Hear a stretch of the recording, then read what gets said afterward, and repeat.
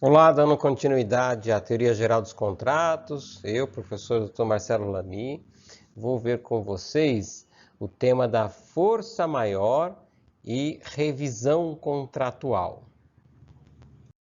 Comecemos com o tema, com a compreensão do que é caso fortuito e o que é força maior. Veja, o nosso código, no parágrafo único do artigo 393, estabelece que caso fortuito ou força maior, verifica-se no fato necessário cujos efeitos não era possível evitar ou impedir. A doutrina, assim, há doutrinadores que diferenciam o caso fortuito e a força maior. Assim, a maior parte dos pensadores identifica o caso fortuito a uma circunstância imprevisível e que traz efeitos para as relações jurídicas, que não podiam ser previstos. E a força maior como algo relacionado ao inevitável.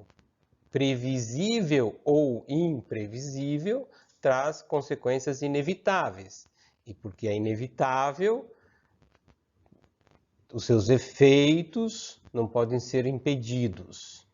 Nosso direito positivo, no entanto, não diferencia esses dois institutos. Nosso regramento jurídico, consolidado na norma posta, identifica tanto o caso fortuito quanto força maior com regimes similares. Então, a diferenciação se dá pela doutrina, mas na jurisprudência e na normatividade, muitas vezes são trabalhados como sinonímias, caso fortuito e força maior. A regra geral, com relação ao caso fortuito e à força maior, está estabelecida no caput do 393. E a preocupação é fixar de quem é a responsabilidade pelo dano. Não há preocupação com a manutenção ou extinção do contrato. O que coloca o nosso código? O devedor não responde pelos prejuízos resultantes de caso fortuito ou força maior, se expressamente não se houver por eles responsabilizado. Então, havendo caso fortuito, ocorrendo força maior, os danos derivados deste caso fortuito, dessa força maior, o devedor não responderá por esses danos, salvo se expressamente por eles houvesse responsabilizado. Então, a regra geral é da irresponsabilidade pelo dano, que pode ser excepcionada pela assunção da responsabilidade.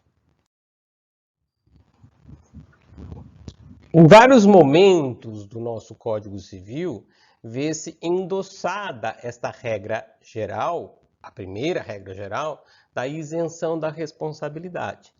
Exemplificamos, o artigo 642 diz que o depositário não responde pelos casos de força maior, mas para que lhe valha a escusa terá de prová-los. Então, no caso de depósito. Artigo 696, no desempenho das suas incumbências, o comissário, então estamos agora em outro contrato de comissão, é obrigado a agir com cuidado e diligência, não só para evitar qualquer prejuízo ao comitente, mas ainda para lhe proporcionar o lucro que razoavelmente se podia esperar do negócio. Mas vem lá no parágrafo único, responderá o comissário, salvo motivo de força maior, por qualquer prejuízo, por ação ou omissão ocasionada ao comitente. Então, vejam, reforça a ideia da irresponsabilidade diante de força maior. Artigo 936. O dono ou detentor do animal ressarcirá o dano por este causado, se não provar culpa da vítima ou força maior. Então, vejam que o código vai, em momentos posteriores, reforçando a regra lá anteriormente estabelecida como regra geral. Reforçando que, diante de força maior, diante de caso fortuito, há isenção de responsabilidade. Mais à frente, artigo 734, o transportador responde pelos danos causados à pessoa transportada e suas bagagens, salvo motivo de força maior. Ou ainda, no caso do transportador, com relação aos horários e itinerários previstos, responde por perdas e danos, salvo motivo de força maior. E ainda com relação ao transporte, se o transporte não puder ser feito, sofrer longa interrupção, o transportador solicitará incontinente, sem intervalos, sem solução de continuidade, instruções ao remetente. O que eu faço diante desse quadro? E zelará pela coisa, por cujo perecimento ou deterioração responderá, salvo força maior. Então observem que nosso direito estabelece regras restritivas diante do caso fortuito, diante da força maior, e se estabelece a isenção de responsabilidade. Isso confirmado. Veja, a regra geral fala, é isenta a responsabilidade, salvo se assumida. Acontece que a própria lei também faz isso algumas vezes. Vejamos. Excepcionam a regra geral, estabelecendo a responsabilidade. Assim, a responsabilidade pode ser assumida pelo pacto, no acordo, mas em alguns momentos a lei já estabelece a responsabilidade, não deixa esta liberdade ao pacto. Se notificado o locatário não restituir a coisa, ou seja, acabou o contrato de locação, ele tem que restituir a coisa locada. Pagará enquanto a tiver em seu poder o aluguel que o locador arbitrar e responderá pelo dano que ela venha a sofrer a coisa, embora proveniente de caso fortuito. Então, vejam, neste caso, a lei faz o inverso, estabelece a responsabilidade. Se estou na mora de restituir a coisa, responde sim para o caso fortuito, em hipótese de locação não devolvida da coisa. O depositário 636, que por força maior houver perdido a coisa depositada e recebido outra em seu lugar, é obrigado a entregar a segunda ao depositante e ceder-lhe as ações. Ou seja, o depositário faz um seguro para a coisa depositada. Perecida a coisa depositada, recebe da seguradora um bem em subrogação. Então, este bem recebido em subrogação, ele tem que entregar ao depositante. Então, ele mantém-se a sua responsabilidade de entregar ao depositante. E se não recebe a coisa em subrogação, você vai ser indenizado, vai ceder as ações para o depositante para que ele reivindique a restituição indenizatória. Também reforçam a responsabilidade, artigo 583. Se correndo o risco objeto do comodato, juntamente com outros do comodatário, antepuser este a salvação dos seus, abandonando do comandante, responderá pelo dano, ainda que se possa atribuir a caso fortuito ou força maior. Ou seja, em caso de salvamento de bens, não pode o comodatário salvar antes os seus bens do que aqueles que ele é comodatário. Se ele faz esta inversão de salvamento, responderá inclusive diante de força maior. Artigo 868. O gestor de negócios, responde pelo caso fortuito quando fizer operações arriscadas, ainda que o dono costumasse fazê-las, ou quando preferir interesse deste em proveito de interesses seus. Então, vejam, por mais que o gestor de negócios faça aquilo que o dono costumaria fazer, se essa operação é arriscada, responde diante de caso fortuito.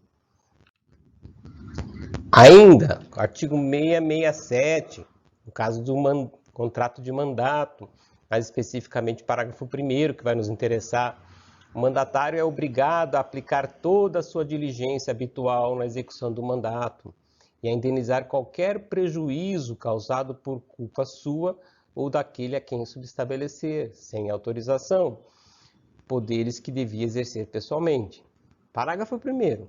Se não obstante a proibição do mandante de subestabelecer, o mandatário se fizer substituir na execução do mandato, então constituiu o subestabelecido, responderá ao seu constituinte pelos prejuízos ocorridos sob a gerência do substituto, embora provenientes de caso fortuito. Então, um subestabelecimento consolidado sem autorização, contrariando a proibição do próprio mandante, implica que danos gerados pelo subestabelecido serão responsabiliza o mandatário original, mesmo diante de caso fortuito, salvo se provado, no final do parágrafo, salvo se provado que o caso teria sobrevindo, ainda que não tivesse havido subestabelecimento, ou seja, o dano aconteceria mesmo sem o subestabelecimento.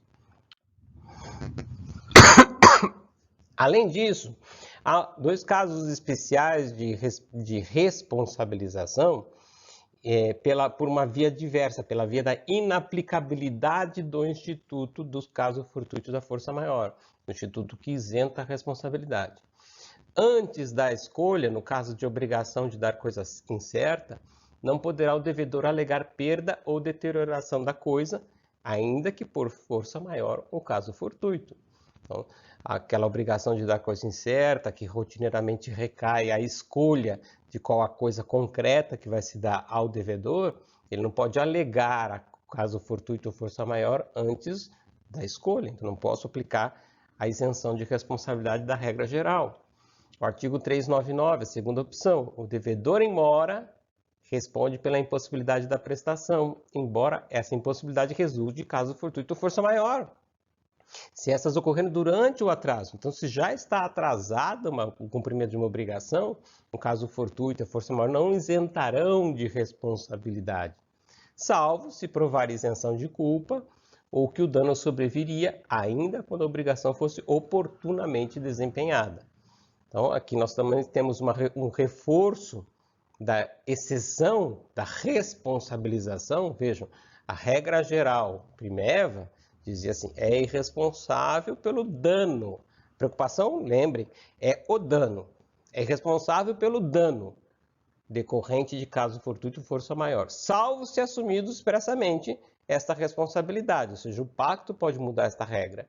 Mas em algumas circunstâncias não é o pacto que muda essa regra, é a própria lei. Então, uma série de condições, de elementos concretos, previstos em situações concretas pela lei, que a responsabilidade se estabelece. Não precisa do pacto de assumir a responsabilidade. A lei já manda assumir esta responsabilidade.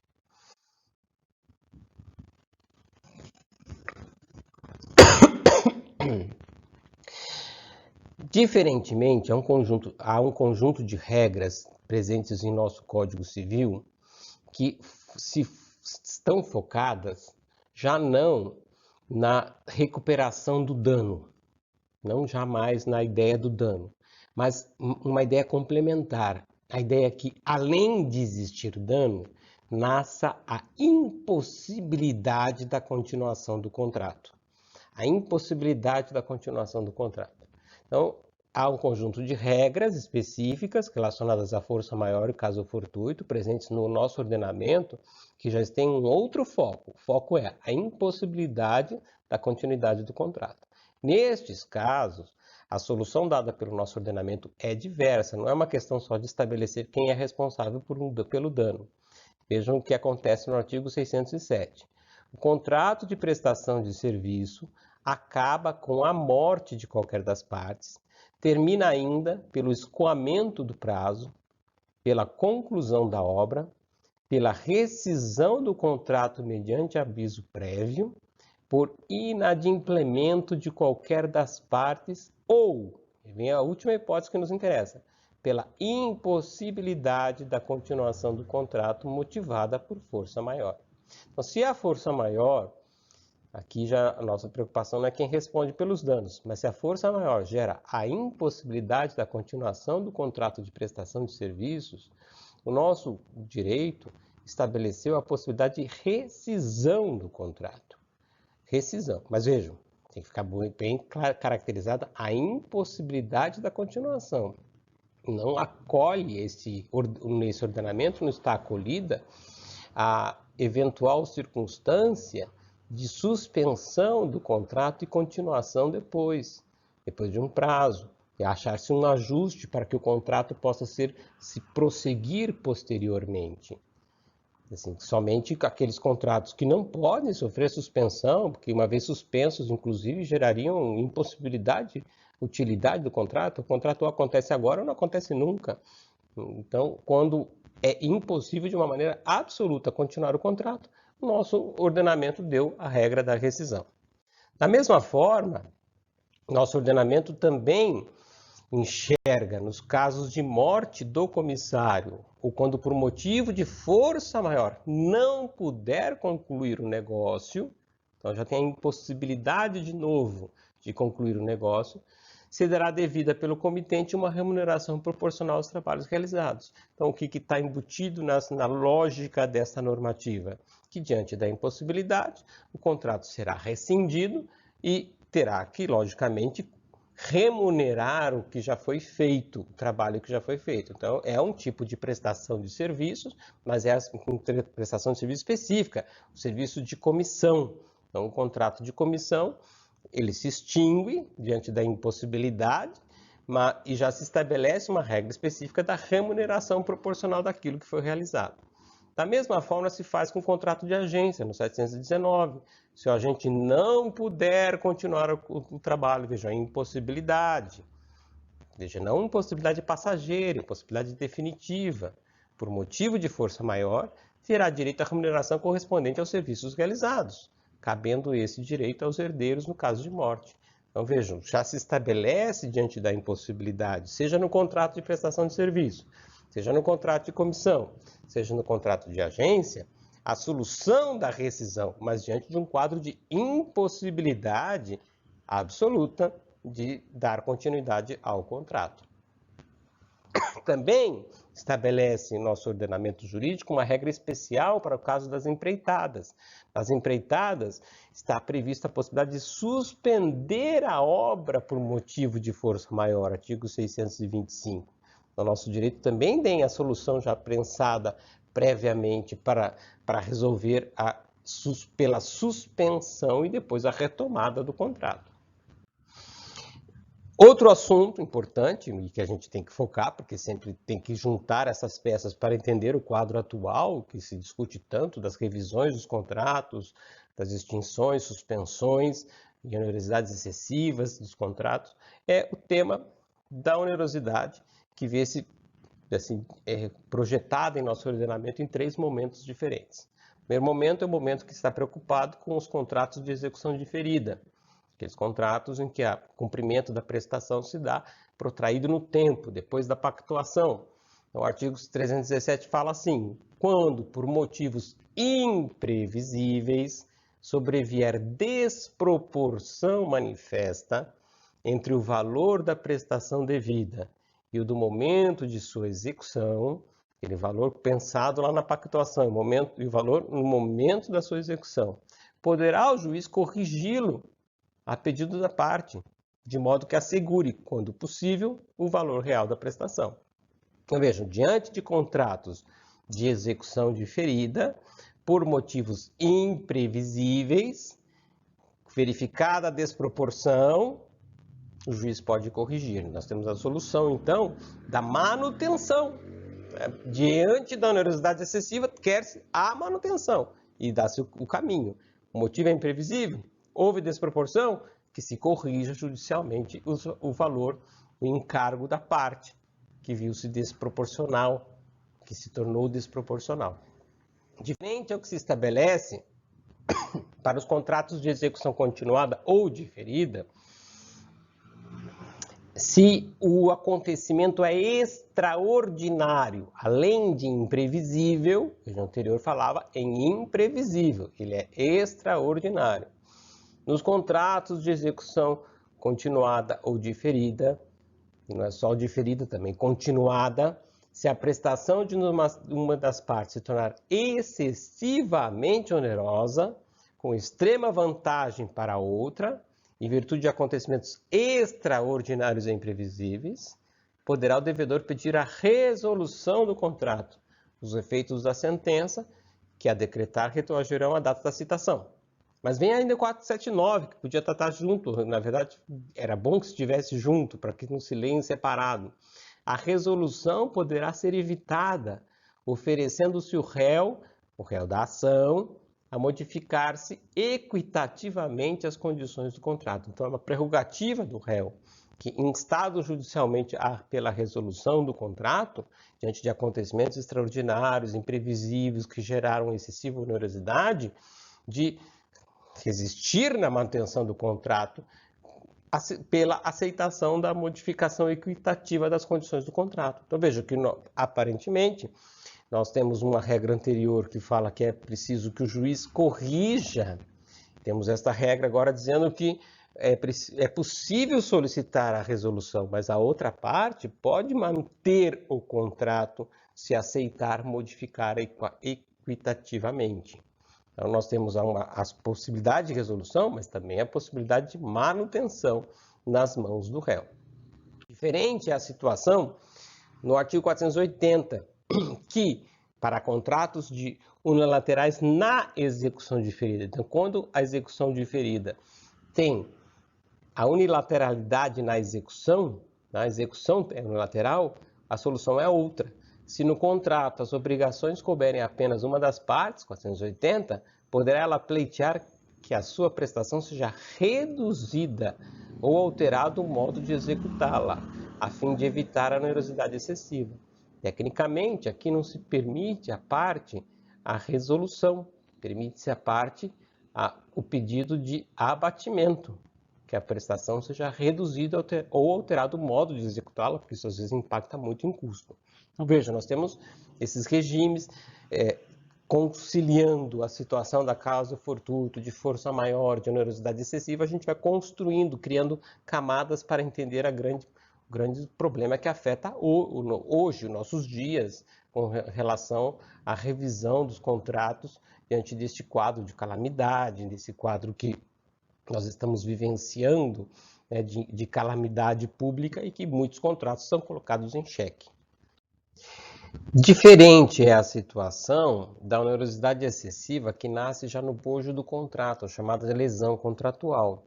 Assim, nós vamos falar de uma excessiva onerosidade que nasceu no momento da contratação, não posteriormente por circunstâncias supervenientes. O que fala o nosso artigo 157? Ocorre a lesão quando uma pessoa, sob premente necessidade ou por inexperiência, se obriga à prestação manifestamente desproporcional ao valor da prestação oposta.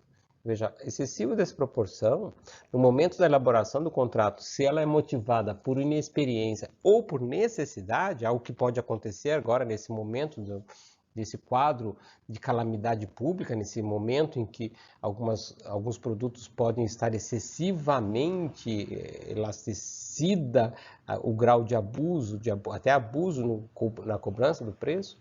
Então, esse quadro de necessidade dá origem a um contrato que tem um vício de vontade. E aí a solução diante de um vício de vontade é outra, é a anulação do negócio. Então, a anulação do negócio é a lógica da lesão contratual. Embora tenha a previsão no parágrafo 2º de que não se decretará a anulação do negócio se for oferecido suplemento suficiente ou se a parte favorecida concordar com a redução do proveito. Então, a solução, assim, não havendo concordância, não havendo acordo de equilibrar, de retirar a desproporção, implicará, se não houver esse acordo, implica na anulação do negócio. Então já não se trata de uma resolução do contrato, mas sim de anulação do contrato na origem. Veja, nós temos que ter o quadro do caso fortuito, o quadro do caso fortuito de força maior, o quadro da onerosidade e passar também pelo quadro das teorias relacionadas à imprevisão, à revisão dos contratuais. Do ponto de vista teórico, assim, a teoria mais antiga que se relaciona com este tema, com o tema da revisão dos contratos, chamada teoria da imprevisão. Ela está prevista no digesto, veja só. Contractus que habent tractum successivum et dependentia de futuro rebus sic stantibus intelliguntur. Ou seja, os contratos que são de trato sucessivo e dependem do futuro devem ser interpretados segundo as suas circunstâncias. Se mudam as circunstâncias, este contrato tem que ser repensado.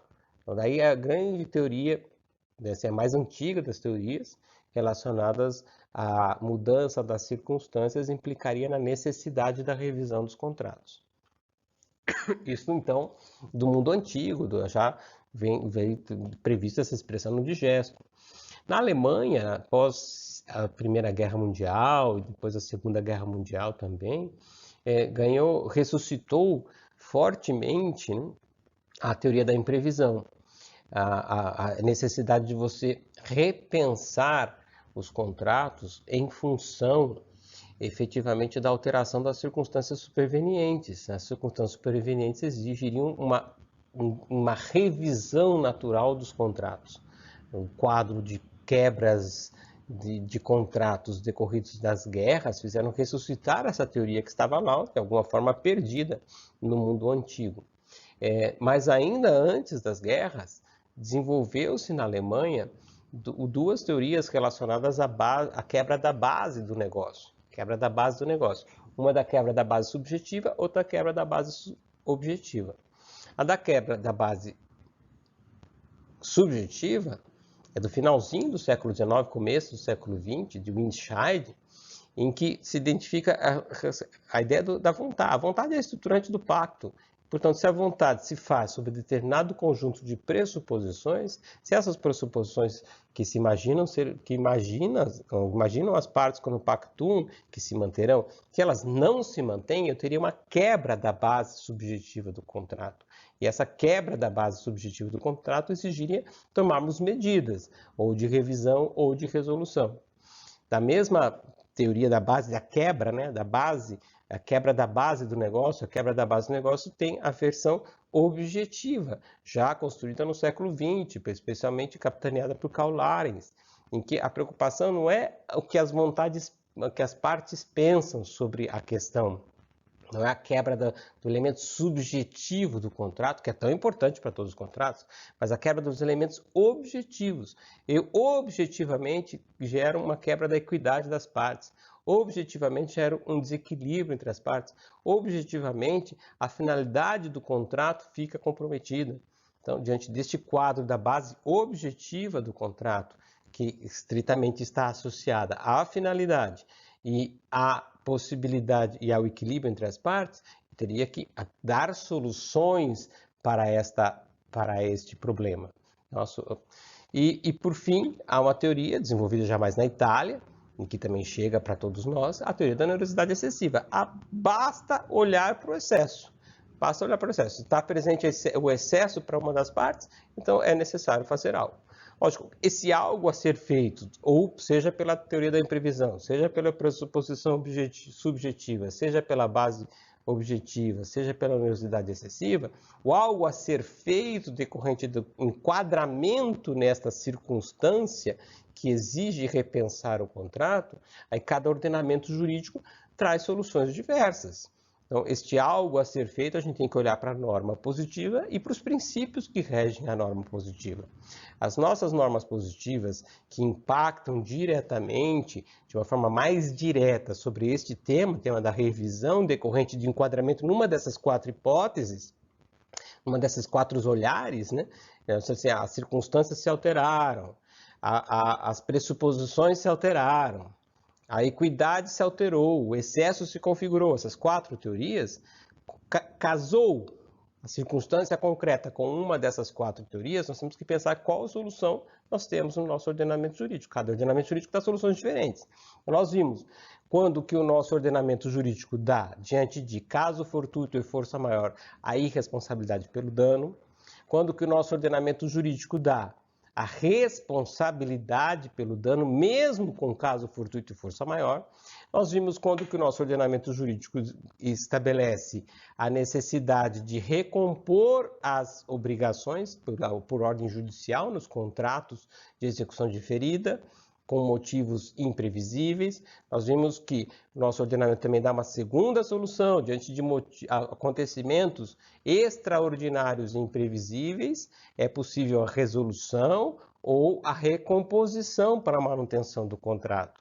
E diante dos contratos de execução diferida, mas na execução unilateral, há a recomposição. Então, nosso ordenamento dá várias soluções. E em cada caso é preciso ver que soluções dessas serão aplicadas. No entanto, além de tudo isso, além de considerar, assim, estamos diante de um quadro de revisão, né? Enquadrou-se numa dessas teorias, mas temos lá soluções pré-desenhadas pelo nosso ordenamento jurídico. É preciso levar em conta um último ponto. Os princípios que regem o nosso ordenamento jurídico contratual e que devem ser o norte para a tomada, para a construção de soluções nessas circunstâncias de revisão. O primeiro é um estabelecimento de algo importantíssimo para se considerar. O artigo 396 do Código Civil nos diz que, não havendo fato ou omissão imputável ao devedor, não incorre este em mora. Ou seja, se eu tenho um contrato e tenho que cumprir obrigações, mas a minha omissão de cumprir a obrigação não é imputável a mim, é pelas circunstâncias, mesmo que não se caracterize tecnicamente caso fortuito ou força maior, mas basta que as circunstâncias sejam a causa da omissão.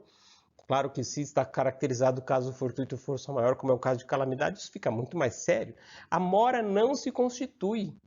Isso é o que os romanos chamavam de exceção dilatória.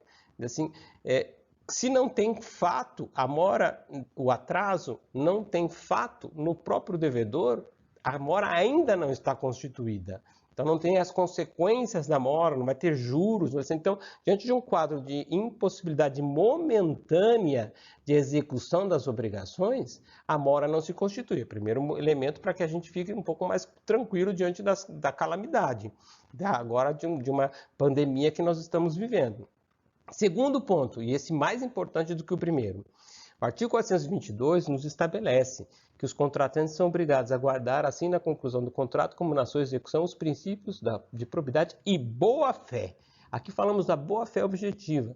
E há um consenso na doutrina em entender que a boa-fé é cláusula geral dos contratos, está presente em todo e qualquer contrato, esteja previsto ou não esteja previsto, e é consenso na doutrina que da cláusula geral da boa-fé objetiva, do comportamento coerente, faz parte o dever lateral de conduta de cooperação, inclusive para a manutenção do contrato. Ou seja, essa regra que é impositiva do nosso ordenamento impacta estabelecendo o dever das partes de fazer a revisão contratual por dever de cooperação. Se o contrato não se tornou impossível, aquelas hipóteses que vimos antes, se ela não se tornou impossível de maneira absoluta, há um dever das partes contratuais de se recomporem e acharem uma solução de suspensão do contrato, de protelar o cumprimento das obrigações, de reviver o contrato depois de alguns dias, de alguns meses, o tempo que se fizer necessário. Existe esse dever de rever a situação, os prazos e os modos de cumprimento das obrigações. Isso deve ser norte para nós. Isso deve ser norte. Agora, tomem cuidado com outro aspecto que o Código Civil não trabalha, e aí nós vamos dar um aporte constitucional para essa questão. Há direitos básicos, direitos fundamentais de existência, de sobrevivência, ou que os alemães chamariam de padrão mínimo social, que não admitem restrições. Então, se nós estivermos diante de circunstâncias muito concretas de direitos que estão envolvidos na relação contratual, são direitos que afetam a existência, aí nós temos que tomar muito cuidado com a opção da suspensão dos contratos, porque, em princípio, esses direitos tecnicamente não aceitam esta suspensão. O que eu lhes digo, por exemplo, é algo coerente com o que está sendo construído com relação à moradia. Moradia, logicamente, é um direito essencial de existência. Então, eu vou suspender os contratos de locação, porque não é possível agora pagar a locação, e não é possível agora... Não, as pessoas têm que continuar morando. Então, suspende-se o pagamento, não o contrato. Então, há contratos que não podem ser suspensos, pode suspender o pagamento, porque afetam direitos essenciais de existência. A esses contratos, nós temos um comando constitucional que está acima de todas essas regras do Código Civil. Bom, de qualquer forma, fizemos um quadro geral do que nós temos que considerar para podermos pensar como resolver a situação em que agora nos enfrentamos. Com a epidemia, com a pandemia do coronavírus, há umas zilhões de contratos tendo que ser revistos. Assim, as regras que fazem parte do nosso ordenamento são essas, além das regras que venham a ser estabelecidas emergencialmente, movidas por normativas novas. Há um projeto em andamento no Congresso Nacional querendo estabelecer, né, onde se visa estabelecer uma série de regras novas com relação à revisão dos contratos. Esperemos para ver o que será editado. Até a próxima aula, gente.